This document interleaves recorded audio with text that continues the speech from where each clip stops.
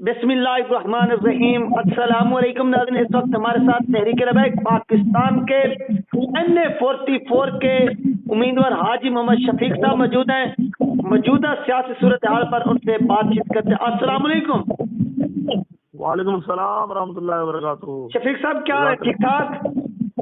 अल्लाह का करम है जी, आपकी दुआ चाहिए। बहुत शुक्रिया जनाब, आपने लाइन पे लिया जी। बहुत बहुत शुक्रिया कि सर आपने अपना कीमती टाइम जिता वो हमें दिया इतनी मसरूफियत के बावजूद।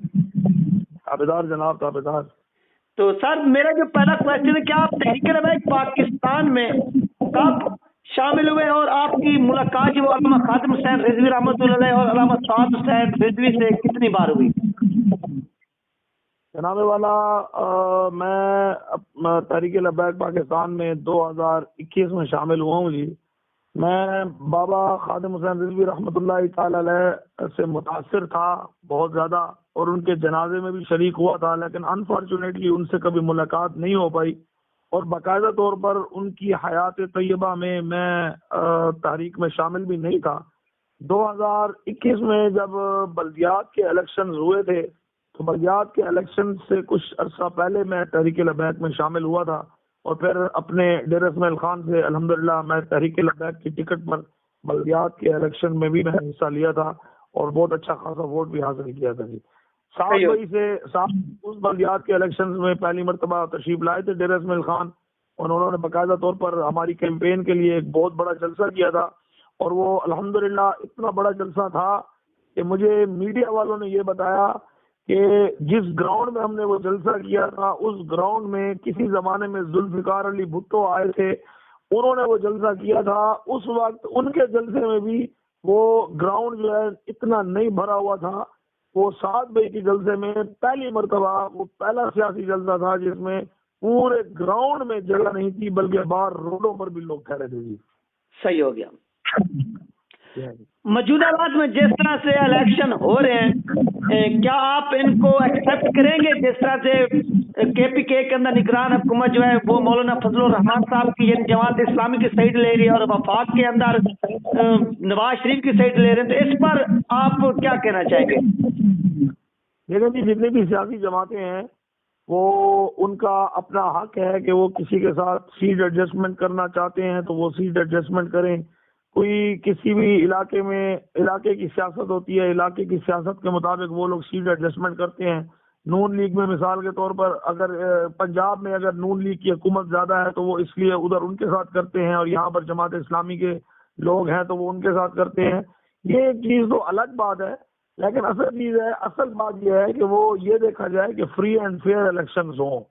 फ्री एंड फेयर इलेक्शन से मुराद ये है, मेरी इलेक्शन कमीशन से भी थोड़ा सा गिला शिकवा होता है कि इलेक्शन कमीशन जी उसको उम्मीदवार को पाबंद करती है कि आपने अपने हलके में 40 लाख रुपए से ज्यादा पैसे नहीं खर्च करने कैंपेन के लिए।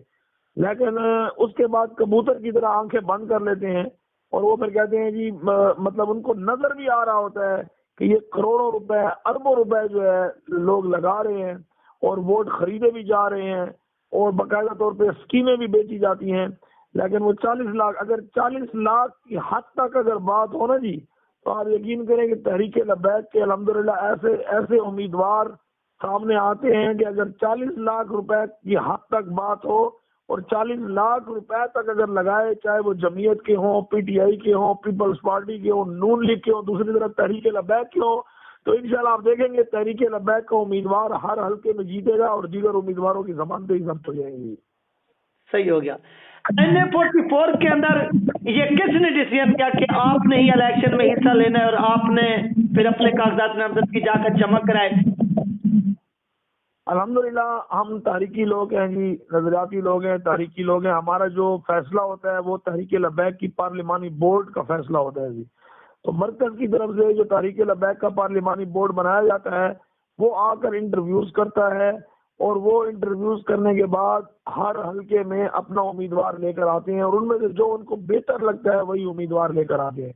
क्योंकि मेरा NA44 पर एक वर्क था, मैं 2021 में बल्दियाती इलेक्शन हुआ, वो भी इसी हलके से लड़ा था और मैंने तकरीबन कमोबेश 12-13 हजार वोट लिया था। उसके बाद जिमनी इलेक्शन हुआ जिसमें अली अमीन गंडापुर ने इस्तीफा दिया था, तो जिमनी इलेक्शन दोबारा हुआ تو اس میں میں نے ہی پارٹیسپیٹ کیا تھا، تو اس لیے میں نے مناسب سمجھا کہ NA-44 پر ہی اپنے کاغذات میں جمع کرواؤں، کیونکہ یہاں پر آلریڈی ووٹ بھی حاصل کیے ہوئے ہیں اور لوگوں کے سامنے تعارف بھی ہو چکا ہے۔ تو پھر میں نے درخواست جمع کروائی باقاعدہ طور پر تحریک لبیک کو، تو پارلیمانی بورڈ نے یہ فیصلہ کیا کہ آپ نے NA-44 پر ہی الیکشن لڑنا ہے۔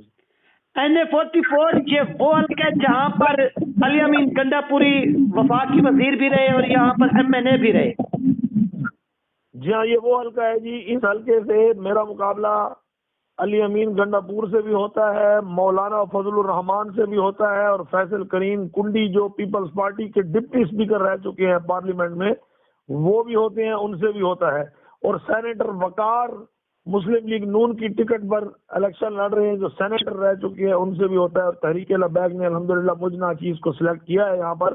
تو یہ ایک بہت ہی اہم حلقہ ہے اور الحمدللہ اس پر ہماری بڑی محنت ہوئی ہے، اور تمام جتنے بھی میرے مقابلے میں یہ الیکشن کنٹیسٹ کر رہے ہیں بڑے بڑے نام، جو ظاہری طور پر بڑے نام ہیں، تو ان کی بھی تقریباً نیندیں حرام ہو چکی ہیں، اور ان کو پریشانی ہے کہ تحریک لبیک کا یہاں پر بہت اچھا خاصا ووٹ بینک ہے۔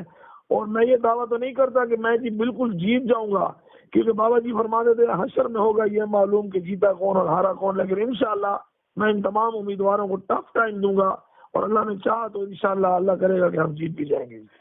یعنی ایک موجودہ 2024 کے الیکشن میں آپ کا اسی حلقے کے اندر مولانا فضل الرحمان صاحب سے مقابلہ ہے، اور PTI سے کون ہے؟ علی امین گنڈا پوری کے تو کاغذات نامزد کے اس وقت سننے میں آ رہا ہے کہ مسترد ہو چکے ہیں۔ جی PTI سے فی الحال کوئی بھی نام سامنے نہیں آ رہا، تو چند آزاد امیدوار ہیں، ہو سکتا ہے ان میں سے کسی کی حمایت کر لے PTI، لیکن میں یہ دعوت دیتا ہوں آپ کے چینل کے توسل سے، اور خاص طور پر آپ میرا یہ جو پیغام ہے اس کو کٹ کر کے بھی آپ قوم کو، عوام کو سنا دیجیے گا۔ میں یہ دعوت دیتا ہوں کہ PTI کا امیدوار اگر یہاں سے کوئی نہیں ہے تو میں ان کو دعوت دیتا ہوں کہ آپ کوشش کریں ان چوروں لٹیروں کو ووٹ دینے کی بجائے آپ حضور کے دین کو تخت پر لے آنے کے لیے تحریک لبیک کا ساتھ دیں۔ امید ہے کہ تحریک لبیک کا ساتھ دیں گے، اور تحریک لبیک کے امیدوار کو اگر ووٹ دیں گے تو کیا پتہ حضور علیہ الصلوۃ والسلام اسی آپ ووٹ کاسٹ کرنے پر کہ میرے دین کو تخت پر لے آنے کے لیے انہوں نے ووٹ دیا ہے، تو حضور علیہ الصلوۃ والسلام شفاعت بھی کر دیں۔ تو میری یہ PTI والے دوستوں سے بھی گزارش ہے کہ آپ لوگ بھی تحریک لبیک کی مکمل حمایت کریں گے۔ صحیح ہو گیا۔ NA-44 کے اندر اس وقت مسائل کون سے ہیں؟ اگر آپ MNA بنتے ہیں تو ان مسائل کو کس طرح سے حل کریں گے؟ NA-44 پر جی مسائل کون سے کا لفظ تو بالکل درست نہیں ہے، بلکہ آپ کو یہ پوچھنا چاہیے کہ یہاں پر کسی مسئلے کا حل کوئی ہوا ہے کہ نہیں ہوا۔ یہاں پر تو مسائل ہی مسائل ہیں جی۔ یہ جتنے بھی لوگ ہیں یہ MNA بنتے ہیں، ڈپٹی اسپیکر بنے ہیں، بلکہ جمعیت علماء اسلام تو یہاں پر ان کی حکومت متحدہ مجلس عمل میں گزری ہے، 2002 سے 2007 تک باقاعدہ طور پر ان کی 5 سال حکومت تھی، اور مولانا فضل الرحمان صاحب کے والد مفتی محمود صاحب ہوا کرتے تھے، وہ وزیر اعلیٰ رہ چکے ہیں اسی سیٹ پر جیت کر، اور مولانا صاحب یہاں پر کئی دفعہ MNA رہ چکے ہیں۔ ابھی مولانا صاحب کا بیٹا اسد محمود جو ہے وہ مواصلاتی وزیر بھی تھا وفاق میں، تو انہوں نے کوئی بھی کام ڈیرہ اسماعیل خان کے حوالے سے نہیں کیا، نہ ہی انہوں نے نکاسی کا کوئی کام کیا ہے، نہ ہی کوئی صفائی کا کام کیا ہے، نہ ہی کسی قسم کے یہاں پر سپورٹس کا کام ہے، نہ کوئی اسٹیڈیم ہے، نہ ہی یہاں پر، اور ہماری جو وابڈا کا جو کام ہے بجلی کا، آپ یقین کریں پنجاب کی نسبت یہاں پر 0% بجلی ہے جی۔ اس وقت بھی ہم بجلی کے بغیر بیٹھے ہیں، دن میں 14 گھنٹے 16 گھنٹے بجلی نہیں ہوتی۔ اس کے علاوہ دیگر بھی بہت سارے مسئلے، جب بارش ہوتی ہے تو پانی نکلتا ہی نہیں ہے یہاں سے، اور بے روزگاری حد سے زیادہ ہے یہاں پر۔ جو بھی آتا ہے وہ باہر کے لوگوں کے علاقوں کے لوگوں کو لگا کر چلا جاتا ہے، اور ہمارے لوکل لوگ جو ہیں بیچارے بے روزگار گھوم رہے ہیں۔ پانی کے مسائل جو یہاں پر ہے، یہاں پر ایسے حلقے ہیں جہاں پر 76 سالوں سے لوگ MNA رہے، MPA رہے، وزیر اعلیٰ رہے، لیکن پانی کا ایسا مسئلہ ہے جی کہ پانی لوگ ایسی جگہ سے جا کر پیتے ہیں جہاں پر گدھے بھی پیتے ہیں، کتے بھی پیتے ہیں، ان کے بھیڑ بکریاں بھی پیتے ہیں، اور انہی تالابوں سے ہمارے بیچارے مسلمان بھائی بھی وہاں سے پانی لے کر پیتے ہیں۔ تو یہاں یہ مسائل کا گڑھ ہے، اور یہاں پر اربوں روپے کا فنڈ ہونے کے باوجود بھی عوام پر نہیں لگایا جاتا، بلکہ یہ لوگ کھا جاتے ہیں۔ نہ یہ دین کو دیکھتے ہیں اور نہ ہی اپنی ان کو اس کا احساس ہوتا ہے، ذمہ داری کا احساس ہوتا ہے، نہ ہی عوام کا احساس ہوتا ہے. تو انشاءاللہ جب ہم آئیں گے تو یہ آپ بھی جانتے ہیں الحمدللہ کہ جب تحریک لبیک تو بات ہی حضور کے دین کو تخت پر لے آنے کی کرتی ہے، تو ہم تو جب آئیں گے تو ہم تو سب سے پہلے احتساب بھی خود سے شروع کریں گے، اپنے گھر سے شروع کریں گے. اور انشاءاللہ العزیز ہم تو پیسہ لگانے والے لوگ ہیں، یعنی ہمیں اگر 1000 روپے کا فنڈ ملتا ہے تو انشاءاللہ ہم 2000 روپے دے کر عوام کو انشاءاللہ ان کے جو حقوق ہیں وہ پہنچائیں گے. صحیح ہو گیا. یعنی 10 سال KPK کے اندر عمران خان کی PTI کی حکومت رہی اور 18 ماہ جمعیت وفاق کے اندر رہی، تو ان عرصے کے دوران وہاں پر کوئی بھی مسائل حل نہیں کیا، نہ پانی کا، نہ بجلی کا، کسی بھی چیز کا نہیں حل کیا گیا. تو اس وقت ان کی پوزیشن کیا ہے حلقے کے اندر؟ مرضی نہ پانی کا مسئلہ ہے، نہ بجلی کا مسئلہ حل ہوا ہے، نہ پانی کا مسئلہ حل ہوا ہے، نہ ایجوکیشن کا مسئلہ حل ہوا ہے، نہ صحت کا مسئلہ حل ہوا ہے. آپ کو یہ پتا ہو کہ ہمارے ہاسپٹل میں جو بھی بندہ جاتا ہے اس کو ریفر کیا جاتا ہے کہ بھئی آپ اپنے مریض کو ملتان لے جاؤ یا پشاور لے جاؤ یا اسلام آباد لے جاؤ، یہاں پر علاج ہی نہیں ہے. اور یہاں پر بچوں کے پورے ڈیر اسماعیل خان ضلع میں پشاور کے بعد سب سے بڑا ضلع ہے KPK کا. اور یہاں پر علی امین خان گنڈا پور جیسے بندے، فیصل کریم کنڈی جیسے بندے، یہاں پر جناب والا مولانا فضل الرحمان جیسے بندے، بڑے بڑے منسٹر وزرائے اعلیٰ رہ چکے ہیں. عنایت اللہ خان گنڈا پور وزیر اعلیٰ تھا یہاں کا، مفتی محمود یہاں کا وزیر اعلیٰ تھا، سینیٹر رہ چکے ہیں. لیکن اس کے باوجود بھی حالت یہ ہے کہ یہاں پر بچوں کا کوئی ہاسپٹل ہی نہیں ہے، بچوں کا کوئی وارڈ ہی نہیں ہے. ایک وارڈ ہے وہ بھی زنانہ ہاسپٹل کے اندر ہے، اور وہاں پر ایک انکیوبیٹر کے اندر 4-4 5-5 بندوں کو رکھا جاتا ہے جی، 4-4 5-5 بچوں کو رکھا جاتا ہے. اور حالات اتنے خراب ہیں کہ یہاں پر روزانہ کے حساب سے بچے وفات پا جاتے ہیں. نہ صحت ہے، نہ ایجوکیشن ہے، نہ پانی ہے، نہ بجلی ہے، نہ نکاسی ہے، کسی قسم کا کوئی کام نہیں ہے، بس کرپشن ہی کرپشن ہے ہر طرف. صحیح ہو گیا. تو آپ اپنی حلقے کے عوام کو کیا پیغام دینا چاہیں گے جو ان کو 10 سال سے تو جماتی رہی ہے، بلکہ 30 سال سے، اور آپ تحریک لبیک پاکستان یہاں پر مقابلہ کاری ہے، تو آپ کیا پیغام دینا چاہیں گے ان کو؟ اپنے حلقے کی عوام کو یہ پیغام دینا چاہوں گا کہ جیسے آپ کے امیدوار ہیں کہ کسی پر بکتے نہیں ہیں، تو خدا را میں عوام کو بھی کہتا ہوں کہ آپ بھی خود کو نہ بیچیں. مجھے 2021 کے الیکشن کے اندر ان سیاستدانوں کی طرف سے 10 کروڑ روپے کی آفر ہوئی تھی. 10 کروڑ روپے کی 10 کروڑ روپے کی آفر ہوئی تھی، اور انہوں نے کہا تھا کہ آپ مہربانی کر کے ہمارے حق میں بیٹھ جائیں اور آپ الیکشن نہ لڑیں. تو میں نے ان سے کہا تھا کہ 10 کروڑ روپے کی آپ بات کرتے ہو، میں تو حضور بابا جی خادم حسین رضوی صاحب رحمۃ اللہ تعالی کے مشن پر ہوں، حضور کے دین کو تخت پر لے آنے کی بات کرتا ہوں. میں کسی اور سیاسی جماعت میں ہوتا تو آپ نے 10 کی آفر کی ہے، میں آپ سے 5 کروڑ لے کر بیٹھ جاتا. لیکن آپ کو یہ پتا ہو جس مشن پر میں ختم نبوت اور ناموس رسالت کے مشن پر چل رہا ہوں نا، تو یہ 10 کروڑ میں تو میں نے ان کو کہا میری جوتی بھی مہنگی ہے، میں اپنی جوتی بھی آپ کو نہیں دوں گا. تو جب میں اپنی عوام کو کہنا چاہتا ہوں کہ 10 کروڑ روپے میں آپ کا یہ عوامی نمائندہ اگر نہیں بکا نا، تو خدا را 5-5 ہزار کے عوض، 10-10 ہزار روپے کے عوض، ایک روڈ کے عوض، گلی کے عوض، پتھروں کے عوض، ٹرانسفارمر کے عوض، نوکری کے عوض خدا را اپنے آنے والی نسلوں کو نہ بیچیں. آپ ایک دفعہ بک جاتے ہیں تو 5 سال یہ آپ پر مسلط رہتے ہیں اور آپ کا خون چوس چوس کر پی جاتے ہیں، اور آخر میں پھر آپ لوگ خودکشیاں کرنی پڑتی ہیں.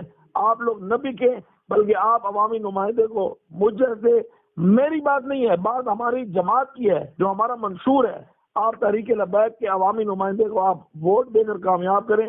انشاءاللہ آپ کا علاقہ بھی خوشحال ہوگا، انشاءاللہ آپ کو آپ کا حق آپ کی دہلیز پر ملے گا. آپ کی مائیں بہنیں بیٹیاں آٹے کی ٹرکوں میں لائن پر نہیں لگیں گی، 10-10 گھنٹے لائن میں لگ کے آٹا نہیں لیں گی، بلکہ انشاءاللہ ہمارے نمائندے، ہمارے لوگ انشاءاللہ آپ کی دہلیز پر آپ کو آپ کا راشن بھی پہنچائیں گے، آپ کا حق بھی پہنچائیں گے انشاءاللہ. صحیح ہو گیا. آپ کے ایک ایک الفاظ میں ایسا درد محسوس ہوتا ہے عوام کا، تو آپ آخر میں پاکستانی عوام کو کیا پیغام دینا چاہیں گے؟ میں بھی اپنی پاکستانی عوام کو یہ پیغام دینا چاہوں گا کہ آپ لوگوں نے ان لوگوں کو آزما لیا ہے جی. یہ ہماری عوام کی اگر آنکھیں کھل جائیں، یہ ہماری وہ قوم ہے جی کہ ہمارا جو ملک ہے نا، یہ حضور صلی اللہ تعالی علیہ وسلم کی طرف سے دیا گیا تحفہ ہے. جو قائد اعظم محمد علی جناح کو حضور کا دیدار ہوا تھا، اور حضور علیہ السلام نے فرمایا تھا محمد علی جناح میں تمہیں ملک کے پاکستان تحفے میں دیتا ہوں. تو ہماری عوام اگر ٹھیک ہو جائے نا جی تو انشاءاللہ العزیز حضور کا دین تخت پر ہوگا. اور جب حضور کا دین تخت پر ہوگا یہ کوئی مسئلہ نہیں ہے.